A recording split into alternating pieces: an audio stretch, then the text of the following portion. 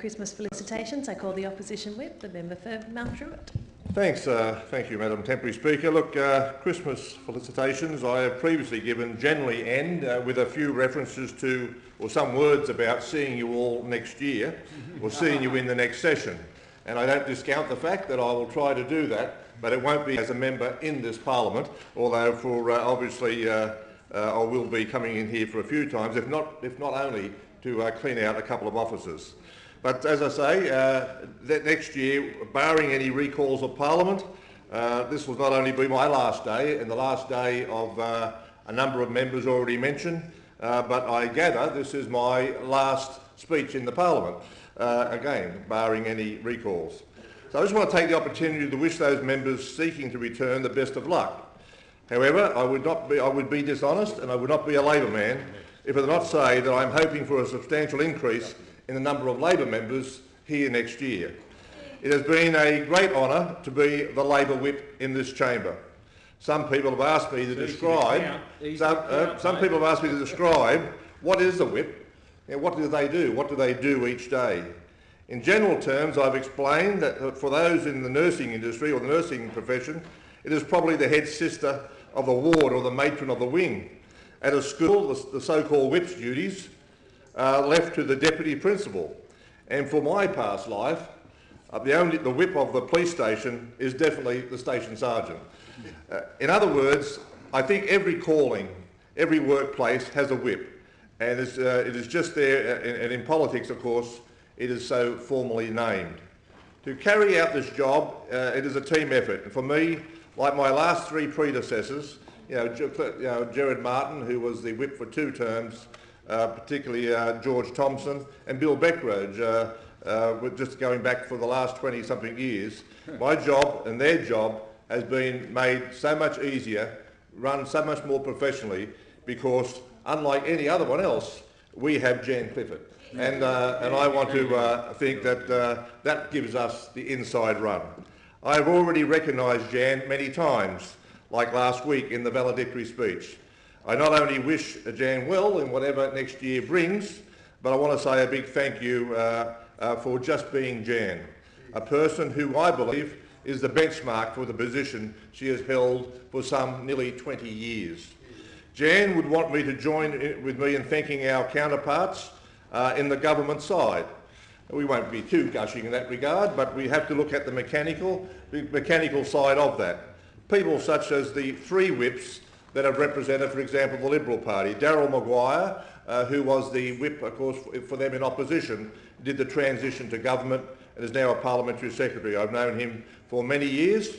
He's also a good friend of my brother. We share an interest in old cars and others, and I'm no doubt we'll keep up in touch with him certainly my post-parliamentary life.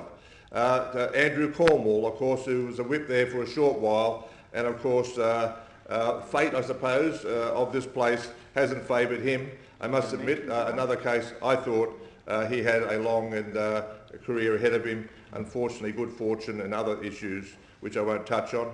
But I do, during his time as whip, he was very cooperative with me and my office.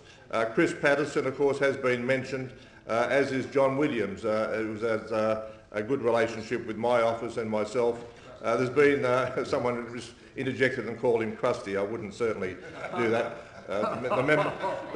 The National Party whip has often referred to how long I've been around, and I have conceded that whilst I know where I was when President Kennedy was shot, I must say that the honourable member for the honourable whip, National Party whip, knew where he was when the Archduke was shot. And, but with that, I'll move on. Not a time for insults, but you just can't resist sometimes, can you? The same applies to the government leaders of government business, Brad Hansard, and of course Anthony Roberts, who has already been recognised, has adopted the Erskine, May and Whelan best practice and parliamentary practice in trying to ambush the opposition from time to time. I've said to him in the corridors, and I'll say this to all people involved with the running of government business, I saw this back in the 80s when some of our members pulled some tricks on the opposition. You never save time. You never save time. you always square up with another division that would not have been called or something like that. So cooperation will always save more time than doing some sort of ambush here of a morning. Also, 16 years, the 16 years. Yeah, the member for Terrigal is interjecting and talking about 16 years. We were never as ruthless as this one when it comes to.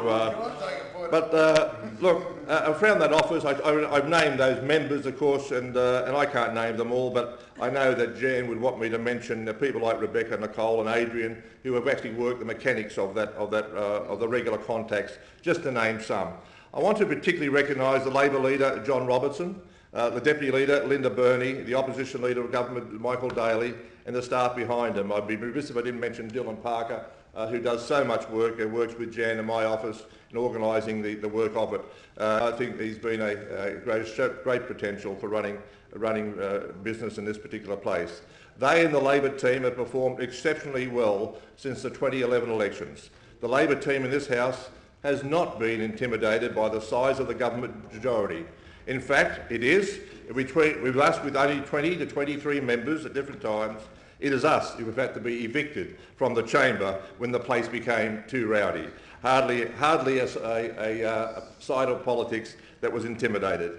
Labor members this past years, in fact, have taken up all their allocated private member statements. They spoke on all the bills, on all the motions, and have lodged over 80%, matter of fact 88% in the last half of this year, of all written questions asked in this Parliament.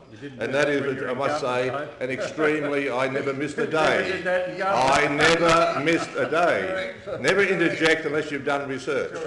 Though there has never been a chance for Labor to win any division, we have succeeded in having an average of 82.4% of the corpus present in all divisions this past year.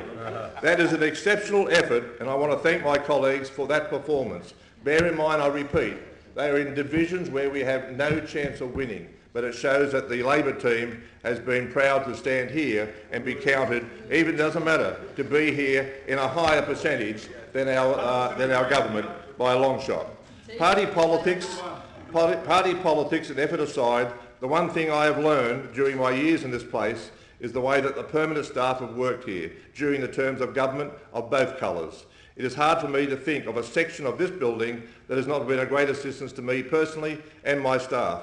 I could say IT. I've never given them too many requests. Just a couple of times when I've rang them and asked them how to turn the computer on, but nothing more than that. But everyone else, I have had a call and I've had plenty of assistance. I want to thank, I know the team sitting here at the table. Rhonda Miller, of course, Deputy Mark Swinson.